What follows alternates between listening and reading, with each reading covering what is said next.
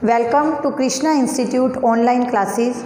Students, last video में हमने discuss किया था प्लानिंग एंड उसके फीचर्स के बारे में। आज उसी टॉपिक को आगे हम कंटिन्यू कर रहे हैं और आज मैं आपको बताऊंगी इम्पोर्टेंस ऑफ प्लानिंग। ये सारे पॉइंट्स मैंने यहाँ मेंशन किए हैं and we will discuss all these points one by one. Okay students, सबसे पहले देखो प्लानिंग की इम्पोर्टेंस क्या है, क्या करता है प्लानिंग। Provide direction. ठीक है, प्लानिंग आपको क्या है, एक डायरेक्शन देता है काम करने की। एक ऑर्गेनाइजेशन में मान लो कुछ डायरेक्शन ही नहीं है, कोई एम ही नहीं है, कोई टारगेट ही नहीं है, ठीक है, तो काम कैसे होगा। हमें क्या पता कि हमें क्या काम करना है। ठीक है, बहुत सारे डिपार्टमेंट है ऑर्गेनाइजेशन के अंदर। परचेज डिपार्टमेंट है, प्रोडक्शन डिपार्टमेंट है, मार्केटिंग डिपार्टमेंट है। और अगर कोई डायरेक्शन ही नहीं है, ठीक है, आपने उनको कोई टारगेट ही सेट नहीं करके दिया, तो हाउ डू दे नो कि हमें क्या काम करना है। हर एम्प्लॉई अपना एक अलग टारगेट लेके चलेगा, हर एक डिपार्टमेंट अपना अलग टारगेट लेके चलेगा। तो फर्स्ट ऑफ ऑल क्या है, डायरेक्शन ज़रूरी है। ठीक है, सो प्लानिंग प्रोवाइड्स डायरेक्शन। हम अच्छे से प्लान करेंगे, हर एम्प्लॉई को उसका एक टारगेट देंगे ताकि वो efficiently without wasting the resources and with minimum effort they can achieve that target. Okay, तो प्लानिंग आपको डायरेक्शन देती है और उस डायरेक्शन के बेस पे आप अपने टारगेट को अचीव करते हो।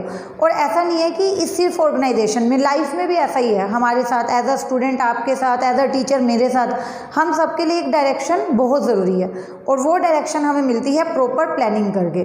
ठीक है स्टूडेंट, अगर अब मैं बात करूँ अपनी इम्पोर्टेंस की, कि सेकेंड पॉइंट है रिड्यूस रिस्क ऑफ अनसर्टेनिटीज़। कल भी मैंने एक पॉइंट आपको बताया था फीचर्स ऑफ प्लानिंग में कि प्लानिंग किस लिए की जाती है, फ्यूचर के लिए। ठीक है, और फ्यूचर क्या है, अनसर्टेन। फ्यूचर क्या है, अनसर्टेन। मतलब कोई भी पर्सन पूरी सर्टेनिटी के साथ, पूरी श्योरिटी के साथ नहीं बता सकता कि कल को क्या होने वाला है। फ्यूचर में बहुत सारी अनसर्टेनिटीज़ हैं और उन अनसर्टेनिटीज़ को फेस करने के लिए, उन अनसर्टेनिटीज़ के लिए तैयार रहने के लिए प्लानिंग ज़रूरी है।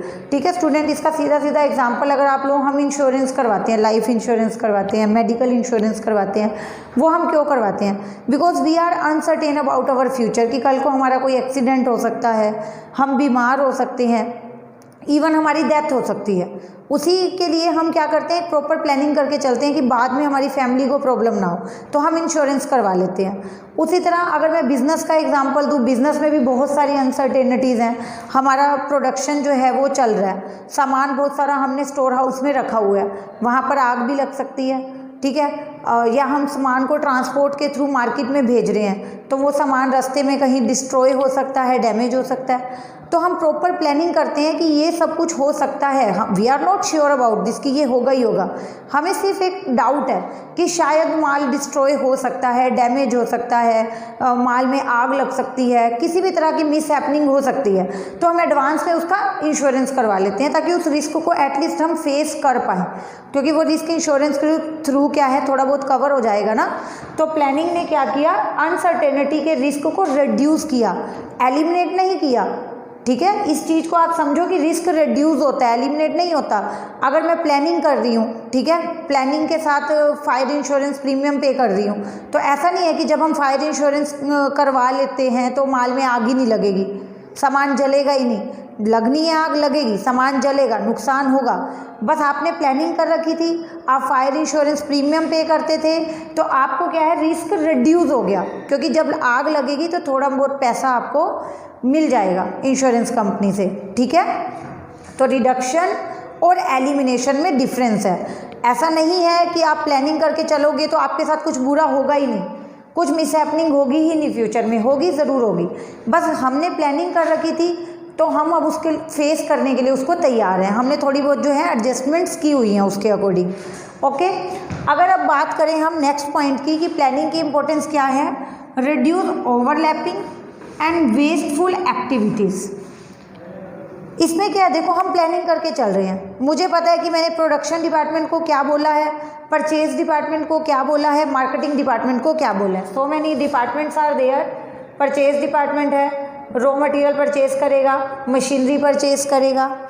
ओके, प्रोडक्शन डिपार्टमेंट है, प्रोड्यूस करेगा, रॉ मटेरियल को कन्वर्ट करेगा फिनिश गुड्स में। ठीक है, फाइनेंस डिपार्टमेंट है, पैसा अरेंज करने का काम इनका रहता है। मार्केटिंग डिपार्टमेंट है, गुड्स की एडवर्टीजमेंट देना, सेल करना, वो सारा काम ये डिपार्टमेंट करता है। So there are so many departments working in an organisation. हर एक डिपार्टमेंट का एक डिफाइन वर्क रहता है कि आपको ये करना है, ठीक है।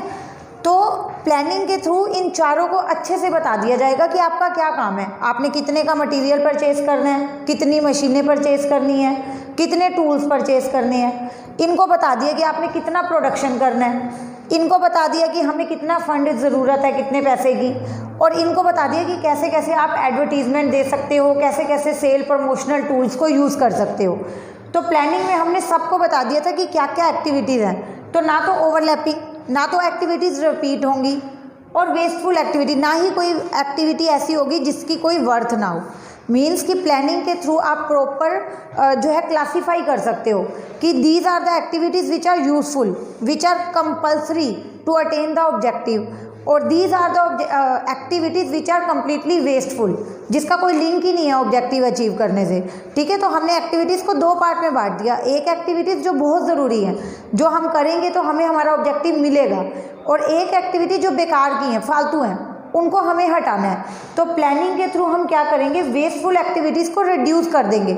लाइक वर्कर खाली खड़ा होकर आधा आधा घंटा बातें कर रहा है, हमने पूरा अरेंजमेंट कर रखा है सब नोट करने का कि किसने कितनी देर काम किया, कितनी देर रेस्ट किया, आज के दिन किस वर्कर ने कितनी यूनिट्स प्रोड्यूस की। इस तरह से प्रॉपर प्लानिंग हम पहले ही कर रहे थे कि कैसे हम एक एम्प्लॉय की वर्क परफॉर्मेंस को रिकॉर्ड रखेंगे। तो इससे क्या होगा कि वो वर्कर अपना टाइम वेस्टफुल एक्टिविटीज़ में जो है नहीं लगाएगा, वो अपने टाइम को यूटिलाइज करेगा काम करने में, ठीक है। नेक्स्ट पॉइंट देखेंगे स्टूडेंट, और साथ साथ इसका स्क्रीनशॉट लें आप, या आपने नोट्स बनाए नोटबुक में लिखें इन सारे पॉइंट्स को। डू फास्ट,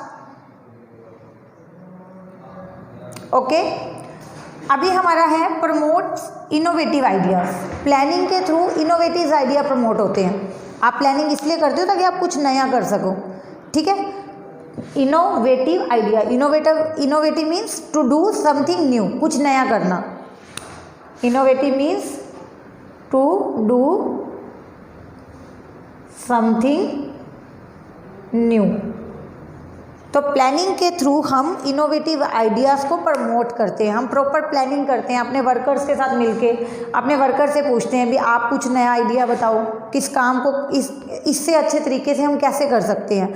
या हम प्लान करते हैं कि लाइक मैंने एक प्रोडक्ट बनाया था, वो बहुत ज़्यादा मार्केट में बहुत अच्छा रिस्पॉन्स मिला है, तो अब मैं प्लानिंग करूँगी कि मैं एक और प्रोडक्ट लॉन्च करती हूँ भी, मेरे प्रोडक्ट को लोग इतना पसंद कर रहे हैं, इतना खरीद रहे हैं, तो मैं प्रॉपर प्लानिंग करूँगी कि मैं इससे भी अच्छा प्रोडक्ट मार्केट में लॉन्च करूँ ताकि मेरी सेल बढ़े, मेरा बिजनेस ग्रो करे, ठीक है।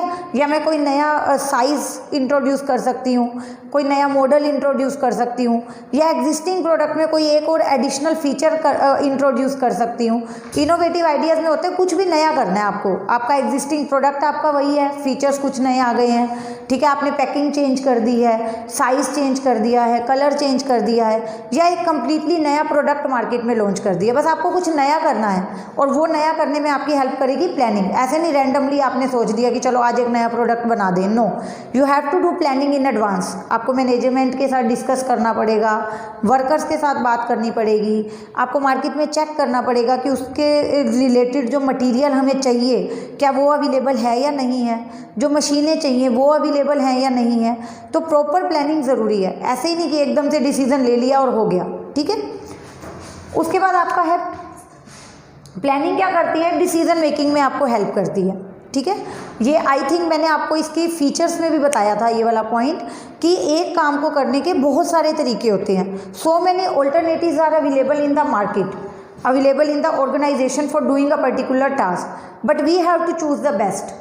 मुझे बहुत सारे तरीकों में से, बहुत सारे मेथड में से बेस्ट मेथड को चूज़ करना है। क्यों? ताकि मेरे रिसोर्सेज की सेविंग हो, टाइम की सेविंग हो, एफर्ट्स की सेविंग हो, और जो रिजल्ट मिले वो भी बहुत अच्छा मिले, ठीक है स्टूडेंट। तो एक काम को करने के बहुत सारे तरीके, बहुत सारे मेथड होते हैं, we have to choose the best alternative. For example, आप अपना बिजनेस ऑर्गेनाइजेशन अब स्टार्ट कर रहे हो, ठीक है, आप अपनी कंपनी स्टार्ट कर रहे हो, आपको बिल्डिंग की ज़रूरत है, तो वो बिल्डिंग आप रेंट पे भी ले सकते हो, आप खुद अपनी बिल्डिंग खुद की खरीद भी सकते हो, परचेज भी कर सकते हो, ठीक है। अब परचेज करने के लिए फाइनेंस ही अवेलेबल नहीं है, आपके यहाँ फंड ही नहीं है, तो आपको क्या करना पड़ेगा, बिल्डिंग रेंट पे लेनी पड़ेगी। तो कोई बात नहीं। तो ये कैसे पता चला, आपने प्लानिंग की ना बैठ के कि अगर मेरे को एक बिल्डिंग लेनी है तो मुझे 40-50 लाख का खर्चा होगा, वो मुझे चाहिए और मेरे पास इतने पैसे नहीं हैं या मैं लोन भी नहीं ले पा रहा, तो कोई बात नहीं, फिर हम बिल्डिंग रेंट पे ले लेंगे और जब मेरा बिजनेस अच्छा चलेगा तब हम परचेज कर लेंगे। तो इस तरह से डिसीजन मेकिंग में आपको क्या करना होता है, चूज द बेस्ट अल्टरनेटिव। आपको बेस्ट अल्टरनेटिव को चूज करना है, ठीक है। अगर अब बात करें नेक्स्ट पॉइंट की, एस्टेब्लिश स्टैंडर्ड फॉर कंट्रोलिंग। ये एस्टेब्लिश करता है standards for controlling. What it means कि प्लानिंग में आप क्या करते हो, स्टैंडर्ड्स बना देते हो। लाइक एक यूनिट प्रोड्यूस करने के लिए कितना रॉ मटेरियल लगना चाहिए या एक वर्कर को एक दिन में कितना प्रोडक्शन करना है, हर चीज़ का एक स्टैंडर्ड आप एस्टेब्लिश करके चलते हो, ठीक है। फॉर एग्जांपल आपने स्टैंडर्ड आउटपुट बनाया पर वर्कर 10 यूनिट्स कि एक वर्कर एक दिन में 8 घंटे काम कर रहा है, एक वर्कर एक दिन में 8 घंटे काम कर रहा है, तो काम से जाने से पहले, छुट्टी से पहले उसको 10 यूनिट प्रोड्यूस करके जानी है। That is standard output. Worker ने काम किया, एक्चुअल आउटपुट, एक वर्कर ने सिर्फ 8 यूनिट्स बनाई हैं, एक वर्कर ने 10 बनाई हैं, एक वर्कर ऐसा होगा जो बहुत ज़्यादा एफिशिएंट है जिसने 12 यूनिट भी प्रोड्यूस की होंगी, क्योंकि आपने प्रॉपर प्लानिंग की है ना। आप रिकॉर्ड करते हो कि मैंने एक वर्कर को बोला कि आज सारा दिन में आपने 10 यूनिट प्रोड्यूस करके यहाँ से जाना है। स्टैंडर्ड आउटपुट आपने बना दिया था। शाम को 5 बजे वर्कर का घर जाने का टाइम हुआ, आपने काउंट किया, एक ने एक्स ने 8 यूनिट प्रोड्यूस की, वाई ने 10 यूनिट प्रोड्यूस की, जेड ने 12 यूनिट प्रोड्यूस की। ठीक है भाई, इसको 10 का था, 10 बनाई है, ठीक है। इसने 12 बनाई है, इसको हम बहुत अप्रिशिएट करेंगे, ठीक है, इसकी प्रेस करेंगे, सारे वर्कर्स को बताएंगे देखो भी हमने कहा तो 10 बनाने के लिए था, इसने 12 बनाई है। बट इसका क्या करेंगे, इसको तो हमने 10 यूनिट प्रोड्यूस करने के लिए बोला था और इसने सिर्फ 8 ही प्रोड्यूस किए हैं। Now we can control the situation. ये जो रिकॉर्डिंग है ये हमें कंट्रोल करने में हेल्प करेगी सिचुएशन को कि इसने 8 यूनिट क्यों प्रोड्यूस की।